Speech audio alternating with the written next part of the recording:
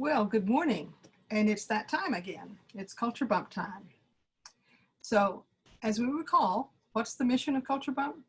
With Culture Bump, we're redefining cultural understanding to give people, everyone, the tools and confidence to interact with anyone, anywhere, anytime.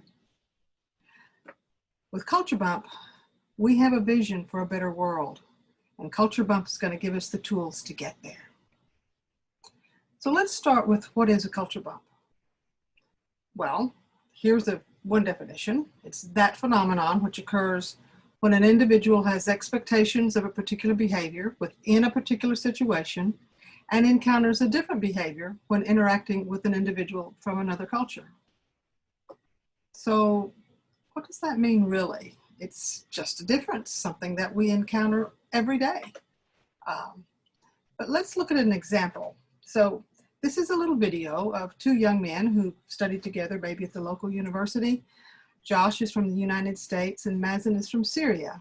And Josh is visiting Mazen in Mazen's home. So watch this and then see if you can tell us what the culture bump is. Josh, would you like to drink someone? Yes, please.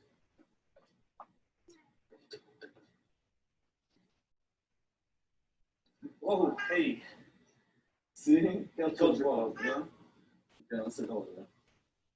Okay, it was simple. So the culture bump? Well, we might say that Mazen got in Josh's personal space, or we could say, well, they have different ideas about where to sit, or we could even say something like, well, that sofa's too small for two guys. But with culture bump, all we would say is that Mazen sat maybe a half an inch from Josh. That was it. That was it. Very simple, very clean. If I say he sat a half an inch from Josh, everyone understands exactly what I'm talking about. So a culture bump is something can be really small or it can be really big. Now here are some examples of culture bumps in classrooms all around the world, things that we wouldn't necessarily think about. So if we just compare, say, the United States with Nigeria. So here we have the United States, and here we have Nigeria. Now then, I want you to notice that arriving late in Nigeria, arriving late in the USA, hungry in Nigeria, hungry in the USA, have a question during class in Nigeria, have a question in class in the USA. So there are certain situations that are typical everywhere in the world. We're going to see all these different countries. But what we do in each of those situations can be different. And that difference is the culture bump. So somebody in Nigeria, if you're from the United States, in Nigeria, when arriving late, I slip in quietly and sit at the first available seat. At that time, I must explain why I'm late only if the teacher asks me. United States, when arriving late, I slip in and sit at the first available seat. I may apologize to the teacher after class, so there's a small difference there.